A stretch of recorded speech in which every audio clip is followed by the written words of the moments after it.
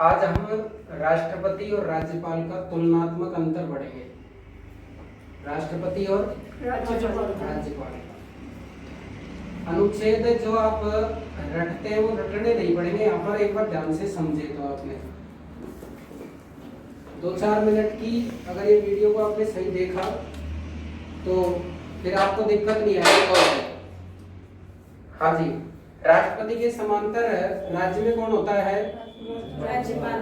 राज्यपाल राज्यपाल या राज्यपाल? राज्यपाल। राज्यपाल है। इट मींस राज्यपाल। हाँ, अब ये भाग 5 में है या 6 में है राष्ट्रपति? भाग 5 में राष्ट्रपति है तो भाग 6 में राज्यपाल है। अनुच्छेद भाग 5 का संबंध अनुच्छेद 152 से, केवल 52 से 151। तो भाग 6 का संबंध 152 से 237। अब यहाँ हम राष्ट्रपति को परिभाषित करें तो अनुच्छेद 52 से शुरू हो जाता है। 52, 53, 54, 55, 56, 57, 58, 59, 60, 61, 62, एक 72 और एक 73। ये 2 अनुच्छेद और याद रखेंगे आप। इधर राज्यपाल को अपन देखेंगे तो ध्यान रखना अनुच्छेद 152 में तो राज्य की परिभाषा है। तो यहाँ जो राष्ट्रपति का पद है वो यहाँ पर राज्यपाल का पद अनुच्छेद 153 में होगा। जहां अनुच्छेद 53 में राष्ट्रपति की कार्यपालिका शक्ति है तो यहाँ अनुच्छेद 154 में होगी। यहाँ राष्ट्रपति का निर्वाचन है तो 54 में तो है निर्वाचक मंडल, मंडल और 55 में क्या है? निर्वाचन का तरीका, निर्वाचन का तरीका। तो ये दोनों अनुच्छेदों का संबंध राज्यपाल से नहीं होगा। क्यों नहीं होगा? क्योंकि राज्यपाल की होती है इन दोनों की जगह नियुक्ति। राज्यपाल की क्या होती है? नियुक्ति। तो दोनों की जगह एक अनुच्छेद काम करेगा और वो अनुच्छेद होगा 155, या निर्वाचन तो या नियुक्ति। यहाँ अनुच्छेद 56 में राष्ट्रपति का क्या है? कार्यकाल। यहाँ राष्ट्रपति का कार्यकाल है तो यहाँ भी राज्यपाल का कार्यकाल। 156 और 56 समांतर है। फिर यहाँ अनुच्छेद 57 में है राष्ट्रपति का पुनः निर्वाचन। तो जहां राष्ट्रपति का पुनः निर्वाचन होगा तो ये अपन को पता है कि राज्यपाल का पुनः निर्वाचन नहीं होता है। क्लियर? तो यहाँ पर राष्ट्रपति का क्या है? योग्यता। जहां राष्ट्रपति की योग्यता अनुच्छेद 58 में है तो यहाँ अनुच्छेद कौन सा उत्तर कर आएगा? 157। यहाँ अनुच्छेद 59 में राष्ट्रपति की क्या है? निर्योग्यता, मतलब शर्तें, सेवा शर्तें, निर्योग्यता। तो यहाँ अनुच्छेद 158 में होगी राज्यपाल की शर्तें। फिर यहाँ अनुच्छेद 60 में क्या है? शपथ, राष्ट्रपति की शपथ। तो यहाँ पर राज्यपाल की शपथ का उल्लेख अनुच्छेद 159 में है। बोलो, कोई दिक्कत? अनुच्छेद 61 में क्या है? महाभियोग, महाभियोग। राज्यपाल पर महाभियोग लाएंगे, राज्यपाल पर महाभियोग नहीं लाएंगे। फिर यहाँ पर अनुच्छेद 62 में क्या है? पुनः निर्वाचन। तो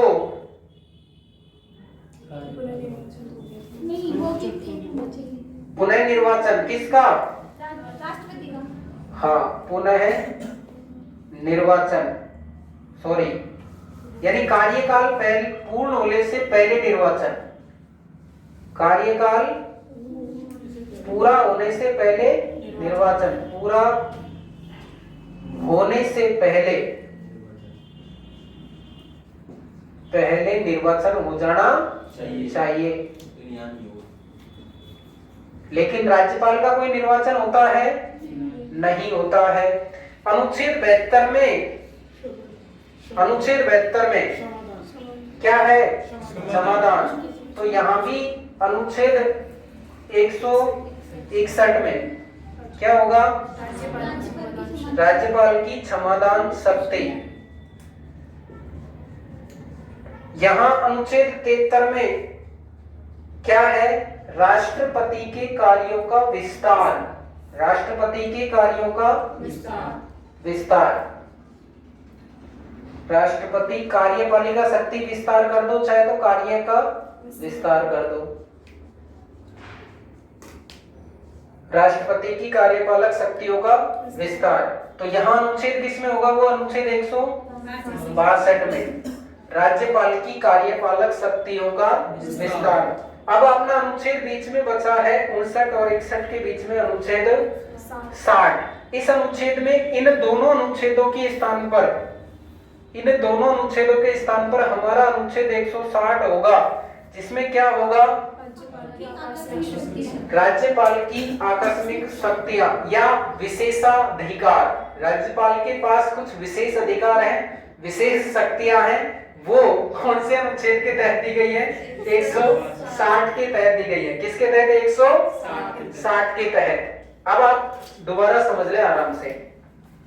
अगर एक साथ ये अनुच्छेद याद है तो उनको याद करने की जरूरत नहीं है।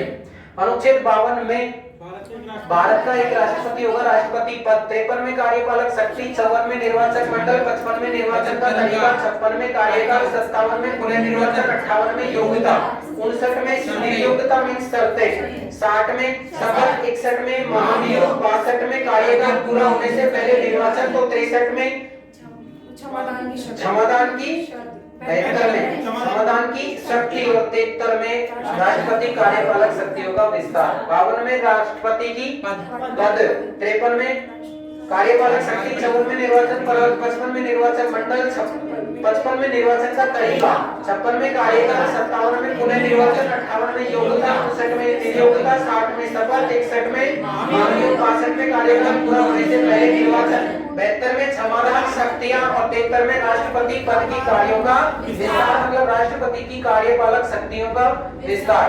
सेम कंडीशन जो ये अनुच्छेद अपन ने सेट करे हैं, ये अनुच्छेद एक बार मिटाता हूं, फिर दोबारा सेट करते हैं, देखेंगे। देखो,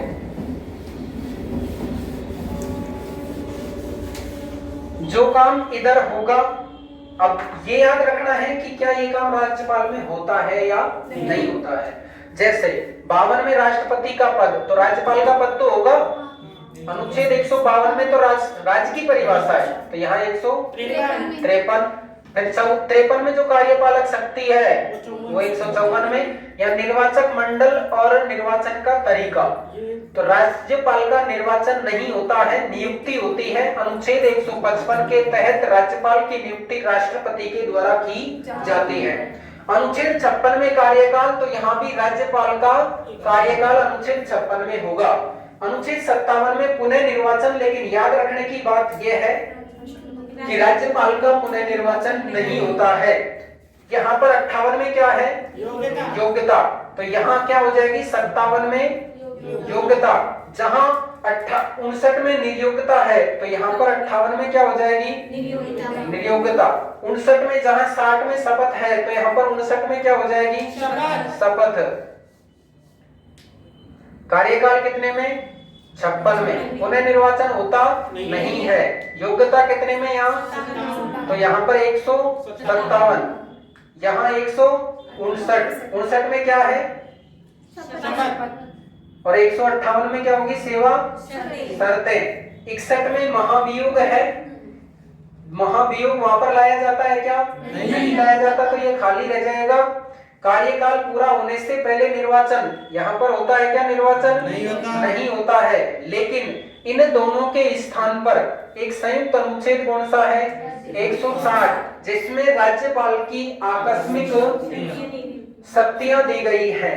फिर अनुच्छेद 62 में जहां कार्य का ये हो गया 72 में क्षमादान शक्ति, तो यहाँ अनुच्छेद 161 में क्षमादान शक्ति है। जहां 73 में राष्ट्रपति के कार्यों का विस्तार है, वहां अनुच्छेद 162 में राज्यपाल के कार्यों का विस्तार है। ये दोनों तुलनात्मक रूप से आप समझ चुके होंगे। इनके बाद सुनना, जैसे यहाँ पर 62 खत्म होगा तो 63 से शुरू होगा। कितने से? 63 से। तो देखो 63, 64, 65, 66, 67, ये 5 अनुच्छेद होंगे। इधर 5 अनुच्छेद 163, 164, 165, 166 और 167। जहां 63 में क्या है?